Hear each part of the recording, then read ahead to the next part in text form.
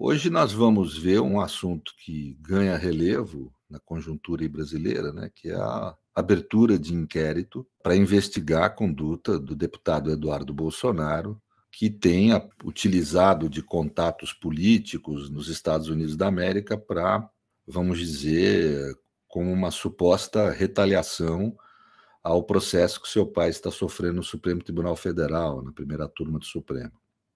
Gozado que eu fui provocado numa dessas entrevistas de internet faz uma semana, mais ou menos, se haveria algum crime de traição à pátria ou coisa do gênero do deputado Bolsonaro. Eu falei que não, porque não havia essa previsão específica, até onde eu sabia, na legislação penal brasileira, né? Não sou um penalista, mas de cara eu já falei que não, né? Não havia essa previsão em lei, só havendo previsão em lei que as pessoas devem ser sancionadas pelo direito penal, né? É um princípio da civilização. Mas hoje eu vendo essa notícia de que a forma como eu tive acesso à matéria, a matéria do jornal o Globo, em que eles trazem matérias antigas do deputado Eduardo Bolsonaro, onde ele claramente fala, pelo que está na matéria, que ele aprofundaria o trabalho político dele nos Estados Unidos, de procurar sancionar o ministro Alexandre e outros ministros do Supremo, caso o processo contra o pai dele prosseguisse. Ora, e realmente a matéria traz uma iniciativa do Procurador-Geral da República de abrir uma investigação sobre o tipo penal de coação aos ministros no andamento do processo. Isso realmente é um tipo penal que existe, é previsto, em que você utiliza de algum mecanismo de pressão ou coação sobre julgadores para obter privilégio ou benefício para você ou para terceiros. Então, realmente, em princípio, claramente existem fundamentos para investigar e eventualmente denunciá-lo por esse crime. Acho um crime que ainda não acompanha a estatura da vulneração moral que há numa conduta dessa. Um sujeito utilizado de relações que tem em profundidade com um grupo político que assume poder num país poderoso como Estados Unidos, mobilizar essas relações para querer obter um resultado coativo, favorável, num ambiente de julgamento como o Supremo Tribunal Federal. Vejam que isso é reivindicar um privilégio. Todos nós, cidadãos, podemos ser investigados, processados criminalmente. Se cometermos algum ilícito, vamos ser condenados. Qualquer cidadão está sujeito a isso. Se ele quer se colocar acima da cidadania, num exercício de um privilégio mesmo, quer dizer, não ter o pai sequer processado em razão de uma suspeita de ter cometido um crime grave de tentativa de golpe de Estado e outros, né? Vejam o absurdo que isso é. O pai está livre, está podendo se defender com excelentes advogados perante o Supremo Tribunal Federal, com defesas incisivas. O presidente Bolsonaro está livre. Semana passada, e poucas semanas atrás, estava andando de jet ski na praia.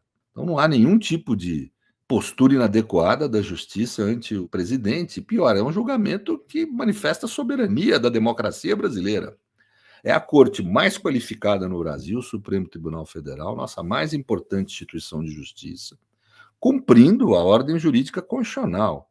E quem fiscaliza o Supremo não é o governo americano, né? E aí passa para o segundo elemento da notícia, que é esse secretário de Estado do Trump querendo se interferir em assuntos internos do país, né? Querendo se utilizar, alegando, ameaçando se utilizar de uma legislação em que os Estados Unidos se arrogam no poder de sancionar governantes e autoridades de outros países que tivessem supostamente de vulnerar direitos humanos e que o direito à livre expressão seria um direito humano, e claramente é. Mas o problema, primeiro, ele teria que voltar os olhos para o seu chefe. Os primeiros atos de Trump foi acabar com a liberdade sequer de pensamento científico, onde submete pesquisas científicas ao crivo do Estado para verificar se podem ou não ser financiadas, se podem ou não ser submetidas a congressos. O ataque frontal de Trump à liberdade de expressão no ambiente universitário, enfrentando Harvard, uma instituição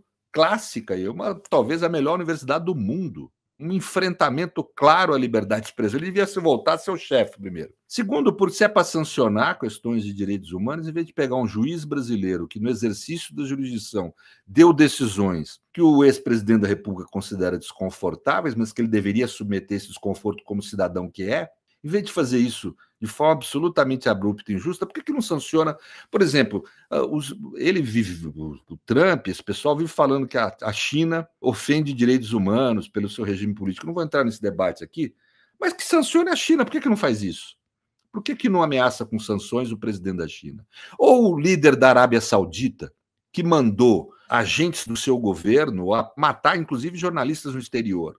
Esse secretário de Estado norte-americano é um sujeito que demonstra não ter nenhum preparo, nenhuma condição de exercício da sua função, reivindicando a aplicação abusiva de uma legislação que contraria a própria legislação norte-americana e a Constituição norte-americana, sem contar a extrema vulneração à soberania brasileira e a um juízo absolutamente indevido de como funciona a nossa ordem jurídica. Uma atitude tipicamente arrogante, vamos dizer aqui com a palavra que tem que ser usada, de fascistas. É isso que se trata. Agora, ao estimular esse tipo de conduta e professar esse tipo de conduta, ameaçando autoridades públicas do judiciário, o deputado pode realmente ter incorrido, em tese, no cometimento de um ilícito penal. Isso tem que ser apurado. Portanto, absolutamente correta a decisão do PGR e merece toda a crítica do mundo a fala desse secretário de Estado norte-americano, que demonstra não ter nenhum traquejo no trato com o direito internacional e com a civilização, né, com os direitos humanos e com os direitos da modernidade, digamos assim. Muito obrigado por ter ouvido a gente, muito obrigado por participar e nos ouvindo nessa videocoluna. Muito obrigado.